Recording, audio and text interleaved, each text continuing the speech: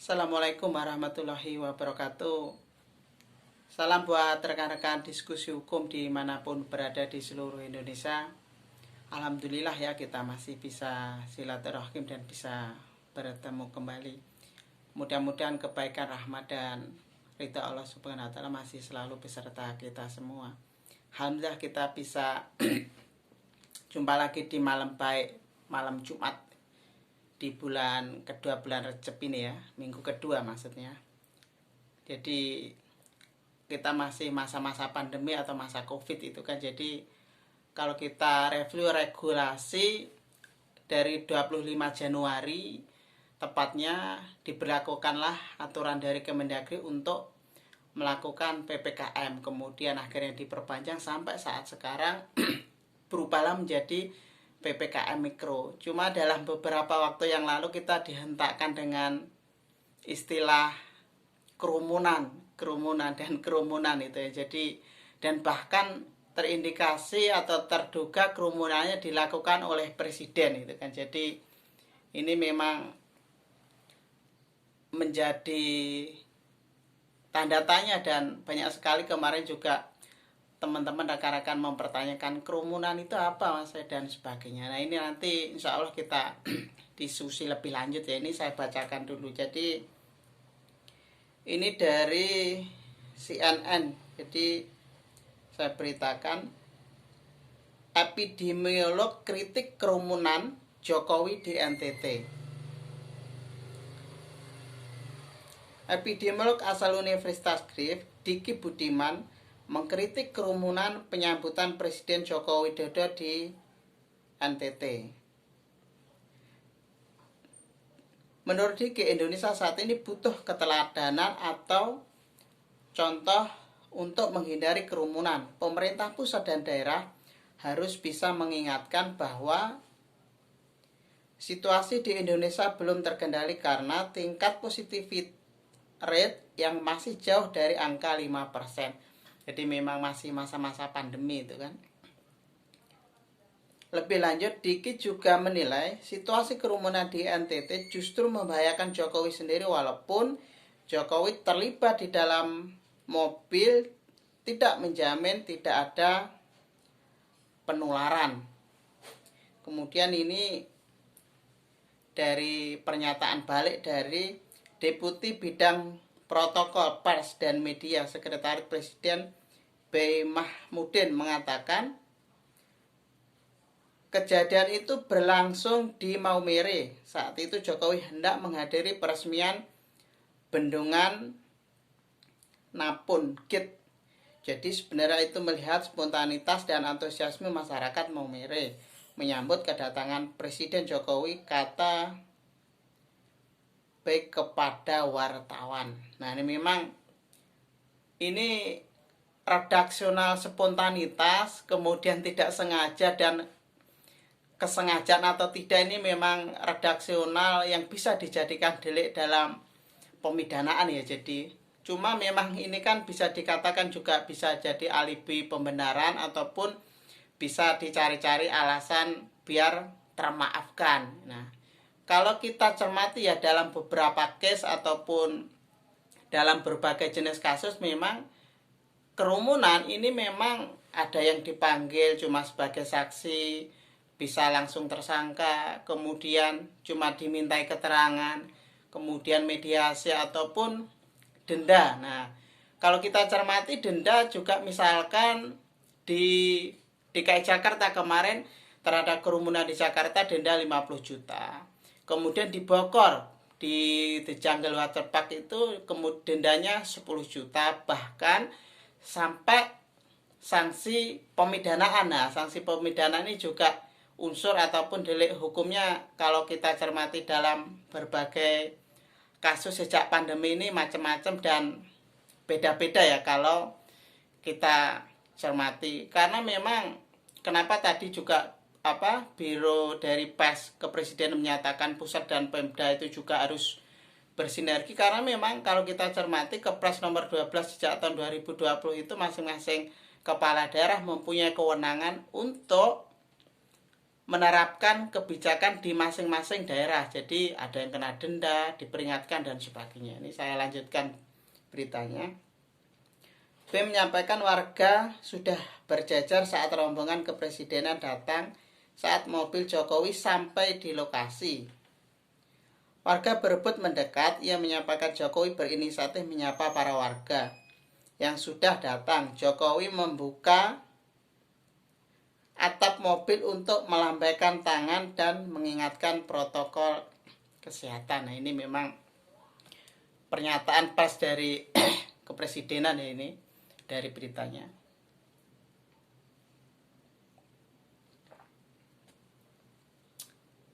Maaf, saya sambil ngopi sebentar. Jadi saya sudah menyampaikan basis beritanya ya untuk bahan diskusi malam ini. Jadi kalau kita mencermati kerumunan jadi kan dalam beberapa waktu lalu juga banyak sekali juga teman-teman kerumunan ini redaksional apa sih, ini redaksional dalam kamus hukum atau redaksional umum atau seperti apa. Kerumunan ini kalau kita mencermati dari undang-undang misalkan tidak ada. Yang ada adalah misalkan di pasal 28 konstitusi. Di sana ada istilah berserikat dan berkumpul. Artinya kerumunan orang-orang banyak untuk berorganisasi ataupun bahkan mendirikan parpol. Itu tidak ada redaksional kerumunan itu seperti apa. Kemudian lebih turun lagi undang-undang. Kalau berkaitan dengan pandemi tentunya undang-undangnya masih 6 tahun 2018 ya. Jadi berkaitan dengan undang-undang kekarantinaan kesehatan. Biasanya jerat hukumnya juga di pasal 9 dan pasal 93. Kerumunan tidak ada. Kalau KUHP, nah kalau KUHP ini juga berdasarkan case by case, jenis kasusnya pun juga anasir delik hukumnya. Biasanya digunakan ada yang pasal 160, 216 KUHP berkaitan dengan pasal penghasutan. Redaksional kerumunan juga tidak ada. Kemudian lebih teknis lagi kalau kita mencermati berkaitan dengan ini dari PKPU. Jadi kan dalam beberapa waktu lalu kita juga sudah melalui proses pemilu kada. Jadi ada PKPU nomor 6 dan nomor 10 tahun 2020 yang berkaitan dengan redaksional dan menata protokol kesehatan. Itu di sana istilah kerumunan juga tidak ada. Kemudian kalau saya teringat lagi dari maklumat Kapolri. Jadi dulu Maret 2020 awal-awal pandemi Covid masuk ke Indonesia itu dikeluarkanlah maklumat Kapolri dan juga sudah dicabut per new normal 25 Juni 2020. Di sana apakah ada redaksional kerumunan? Saya cermati dan analisis juga tidak ada sangat multitafsir dan bahkan kerumunan juga subjektif. Ada yang kerumunan cuma nongkrong, ada yang mancing dibubarkan kayak gitu kan. Nah, kemudian sebenarnya istilah kerumunan ini kan kalau saya cermati dan ada redaksional katanya, memang saya coba dari Kamus Besar Bahasa Indonesia saya teringat. Jadi kata kerjanya kan dari kata kerumun, yaitu berhimpun banyak. Kalau kerumunan artinya kumpulan orang banyak yang tidak teratur dan bersifat sementara. Jadi tidak selamanya cuma spontanitas dianggap itu. Itu jelas redaksional istilah kerumunan itu ada.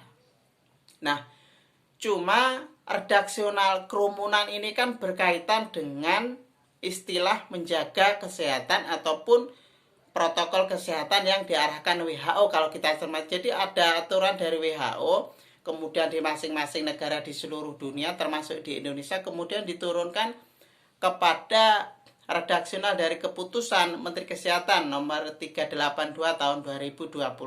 Di sana istilahnya harus menjaga jarak minimal 1 meter. Nah, itu artinya tidak berkerumun. Bahkan dulu ada istilah redaksional social distancing dan bahkan physical distancing yang sebenarnya karena kan harus berjarak 1 meter. Artinya kalau tidak berjarak 1 meter, disitulah dianggap berkerumun. Nah, itu sebenarnya kalau kita mencermati redaksional kerumunan itu embrionya seperti apa, dari mana. Nah, jadi kalau dalam pandangan saya lebih lanjut, kerumunan ini kan redaksional hukum bukan, tetapi dia adalah redaksional umum, khususnya di bidang kesehatan, yang digunakan untuk menjaga kesehatan pun juga agar tidak menjadi bagian dari faktor penyebaran COVID-19. Nah, ini jadi kalau kita bedah kerumunan itu kan, jadi kemarin kan memang Presiden Jokowi ini kerumunan, jadi itu bisa nggak disanksi pidana masa dan sebagainya. Nah, coba mari kita sedikit bedah lebih lanjut ya. Jadi kalau istilah kerumunan itu saya sudah menyinggung tadi di awal. Kerumunan kalau sampai pada fungsi pemidanaan di sana adalah jelas di pasal 9 dan pasal 93 Undang-Undang Kekarantinaan Kesehatan. Pada intinya di pasal 9 itu kan setiap orang berhak untuk patuh pada protokol kesehatan, dan barang siapa yang menghalang-halangi, kemudian tidak taat dan patuh sampai adanya kedaruratan kesehatan masyarakat di pasal 93 itu, di sana bisa kena sanksi pidana maksimal 1 tahun dan denda maksimal 100 juta. Nah, ini biasanya digunakan dalam berbagai kesempatan yang digunakan dari redaksional Undang-Undang KK tersebut. Cuma juga menjadi persoalan, Indonesia kan tidak mengenal istilah karantina wilayah. Padahal jerat hukum yang digunakan delik pidana tersebut maksudnya adalah karantina wilayah. Kalau di luar negeri ada istilah lockdown. Nah, di Indonesia itu menggunakan istilah PSBB. Jadi PSBB ini memang ada redaksional di Undang-Undang Karantina Kesehatan. Norma hukumnya belum umum mendetail, diturunkan menjadi peraturan pemerintah nomor 21 tahun 2020 tentang PSBB. Kemudian di sanalah redaksional dan menjadi tolak ukur ini ruang mana sih? Apakah karantina wilayah ataupun PSBB? Pada saat PSBB kok diterapkan undang-undang yang berkaitan dengan karantina wilayah? Pas atau tidak? Delik hukumnya seperti apa? Nah, ini kan menjadi persoalan juga. Mengingat Kepres nomor 11 tahun 2020 tentang kedaruratan kesehatan juga belum dicabut Presiden. Artinya ini memang tarik ulur hukum ini memang masih kental sekali kalau kita cermati bersama itu kan. Nah, lalu kalau Undang-Undang KK ini biasanya dijungtokan ataupun disepadankan dengan KUHP. Tadi juga sudah saya singgung, misalkan dalam beberapa kasus penghasutan di sana memang hukumannya maksimal bisa sampai 6 tahun penjara di sana. Nah, kemudian redaksional hukum pidana ini biasanya dikomparasikan dengan Undang-Undang KK, dan bahkan pada saat di Medan itu saya teringat kasus itu di salah satu tempat itu bahkan Undang-Undang KK dia disejajarkan, tidak KUHP karena kan case-nya beda. Jadi disejajarkan karena melanggar keputusan Menteri Kesehatan nomor 382 tahun 2020. Pada saat itu masuk di Polres kasusnya. Nah, bahkan sampai menjadi tersangka. Nah, ini kan persoalan bagaimana konstruksi hukum KK kemudian sampai pidana ini yang memang norma hukumnya berasal dari norma hukum umum bukan hukum murni, dimasukkanlah kepada hukum yang bisa dikatakan dipaksakan dengan catatan tertentu. Nah, ini kan memang harus kita cermati bersama itu kan. Nah, lalu bagaimanakah sebenarnya kalau kita merujuk sampai adanya pergeseran pidana atau dekonstruksi hukum itu kan. Nah, sebenarnya tergantung dari subjek hukumnya. Ada yang subjek hukumnya ada personal, ada kelembagaan kan. Kalau kelembagaan biasanya kadang juga kena denda, tapi kalau personal ini bisa di delik hukum. Kemudian yang berkaitan dengan jenis kasusnya, kemudian jenis kerumunannya, tempatnya ada di mana, dan yang paling menjadi tolak ukur kalau dalam pandang saya dan saya cermati adalah efek dari adanya sebuah sebab. Jadi adanya sebab kasus, efeknya seberapa jauh sih terhadap kedaruratan kesehatan, ada dampaknya enggak sih, seperti apa. Nah, nanti di sanalah muncul delik hukum dan redaksional untuk ditafsirkan oleh penegak hukum. Nah, pada space ini timbullah dekonstruksi hukum yang nanti bisa ditafsirkan secara subjektif oleh penegak hukum, yang tolak ukur dan parameternya adalah bisa misalkan jenis kerumunnya seperti apa itu kan, kemudian jumlahnya kerumunan. Kalau dari saat pemilu kada kemarin kan, misalkan berkerumun di sana ada istilah rapat terbatas dan rapat umum di ruang tertutup. Di sana cuma maksimal cuma 50 orang, tidak boleh. Kalau melebihi berarti melanggar. Nah, itu kalau di ruang pilkada. Nah, kalau di ruang umum inilah yang sulit. Kadang artis kemarin juga kerumunan, kemudian juga dilepaskan. Masyarakat kerumunan, ada yang dilepas, ada yang tidak. Tokoh yang kerumunan langsung dijerat hukum. Pejabat yang kerumunan ada yang lepas dan dijerat. Nah, ini ada jumlah kerumunannya ada berapa, kemudian posisi kasusnya, siapa, dari lembaga mana. Kemudian yang tidak kalah penting adalah ada unsur tidak kesengajaan atau tidak pada saat berkerumun itu, menjadi bagian atau tidak. Ini juga dalam konstruksi hukum pidana bisa masuk. Nah, ini yang terakhir yang menurut saya bahaya. Diistilahkan kerumun atau tidak, dia berada di posisi pemerintah atau bukan. Nah, ini yang saya rasa mencederai keadilan publik yang sedang diperlihatkan sekarang. Lalu pertanyaan akhir adalah dari diskusi malam ini dan juga merangkum dari pertanyaan rekan-rekan, bisa nggak Presiden Jokowi dilakukan sanksi hukum? Pertanyaannya kan seperti itu. Karena sebelum menjawab pertanyaan tersebut, maka yang namanya kepala negara atau presiden ini kan dia kelembagaan. Kalau Presiden Jokowi dalam arti personal, dia adalah subjek hukumnya. Kemudian melakukan kunjungan terhadap sebuah wilayah, di sana berkoordinasi dengan Pemda, artinya sudah terencana, tersistematis, dan bahkan panitia-panitia yang di sana juga saya yakin juga pasti sudah berkontribusi untuk menyambut. Masa menyambut kepala negara tidak ada penyambutan yang sebelumnya?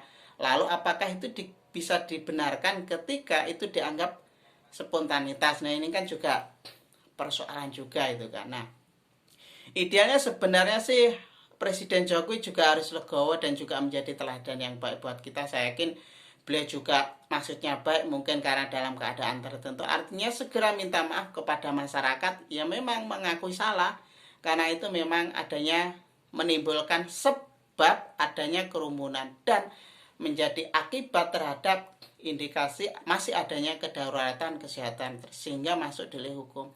Kalau kita berbicara pasal 27 ayat 1 konstitusi equality before the law, setiap warga negara dia personal, semua bisa dikenakan sanksi hukum. Artinya apapun jabatannya bisa dikenakan sanksi hukum. Nah, kalau ada istilah itu kan bisa kena immunity, mas, itu kan berkaitan kepala negara. Jadi saya garis bawahi seperti ini.